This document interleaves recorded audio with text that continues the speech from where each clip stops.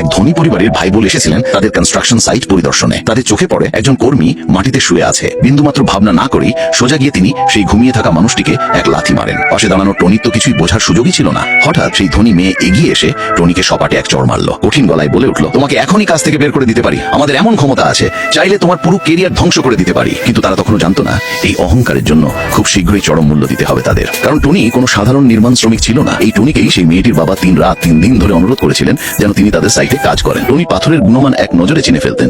যন্ত্রপাতির সাহায্য ছাড়াই বুঝে যেতেন কোথায় সমস্যা। কর্মীরা তাকে শ্রদ্ধার চোখে দেখত। সাইটে যখনই কোনো দুর্ঘটনা হতো টনি সবার আগে এগিয়ে আসতেন। একবার খনন করার সময় তারা মাটির নিচে একটি প্রবাহমান নদী খুঁজে পায়। সেই মুহূর্তে টনি নিজেই সিদ্ধান্ত নিয়েছিলেন হাই প্রেসার ইনজেকশন ব্যবহার করে ভিত্তি মজবুত করবেন যাতে কোম্পানির বড় ক্ষতি এড়ানো যায়। সেই দিনটিতেও তিনি দিনভর কঠোর পরিশ্রম করেছিলেন। ক্লান্ত হয়ে কিছু সময়ের জন্য মাটিতে শুয়ে একটু বিশ্রাম নিচ্ছিলেন মাত্র। তখনই সেই ধনী ছেলে তাকে জোরে লাথি মারে। টনি সবকিছু ব্যাখ্যা করার চেষ্টা করছিলেন কিন্তু মেয়েটি আরেকটা থাপ্পড় মেরে দেয়। এতক্ষণে সাইট ইনচার্জ এসে পৌঁছায়।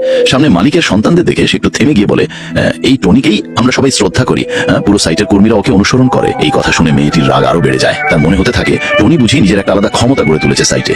কিন্তু টনি শান্তভাবে শুধু এটুকুই বলেছিল, আমি খুব ক্লান্ত ছিলাম তাই একটু বিশ্রাম নিচ্ছিলাম মাত্র। তবুও তারা একটু শুনলো না। সেই ধনী ছেলে যেন আবারও আঘাত করতে যাচ্ছিল। ঠিক তখনই বাকি ওয়ার্কাররা তাদের হাতে টুলস নিয়ে দৌড়ে চলে আসে টনিকে রক্ষা করতে। এই পরিস্থিতিতে ধনী মেয়েটি গর্জে ওঠে, আমি এই রিয়েল এস্টেট গ্রুপের মালিকের মেয়ে, আমার অধিকার আছে এই সাইট পরিদর্শনের। ওয়ার্কাররা থমকে যায়। তারা হাতের টুলস নামিয়ে রাখে। কিন্তু তবু একজন জিজ্ঞেস করে, কিন্তু টনি কি এমন করেছে যার জন্য ওর সঙ্গে এমন আচরণ করা হলো? ঠিক তখনই সেই ধনী ছেলে গম্ভীর গলায় বলে ওঠে, টনি তো আমাদের প্রজেক্টের রেজিস্টার্ডই না।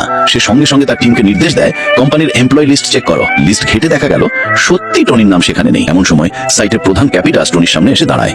সে বলল, টনি না থাকলে পুরো কনস্ট্রাকশন থেমে যাবে, অসম্পূর্ণ থেকে যাবে সব। কিন্তু ধনী মেয়েটির তাতে কিচ্ছু যায় আসে না। সে স্পষ্ট জানায়, আমি দেশের সবচেয়ে কম বয়সী সিভিল ইঞ্জিনিয়ারিং একাডেমিককে চিনি। এই দেখে টনি চিৎকার করে বলে, সবাই ঝগড়া করো না, ওরা যদি নাটক দেখতে চায় আমি একাই লড়বো।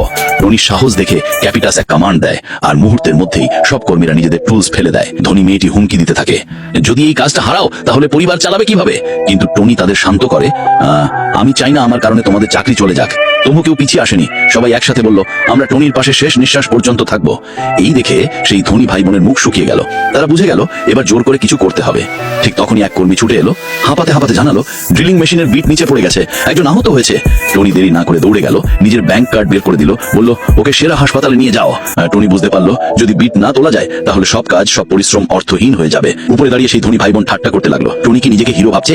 ওর সাহস আছে নাকি? কিন্তু টনি তাদের কথায় কান দিল না। সে বলল, ডাইভিং ইকুইপমেন্ট রেডি করো। কোনো দ্বিধা না রেখে সে নেমে গেল গভীরে। উপর থেকে ক্যাপিটাস উদ্বিগ্ন চোখে তাকিয়েছিল। কিন্তু হঠাৎ সেই নিষ্ঠুর ধনী ছেলে একটা পার্স হাতে নিয়ে ধীরে ধীরে টনির দিকে এগিয়ে আসে আর নিচু হয়ে টনির অক্সিজেন পাইপটি কেটে দেয়। পরবর্তী পার্টির জন্য অবশ্যই একটি লাইক করবেন।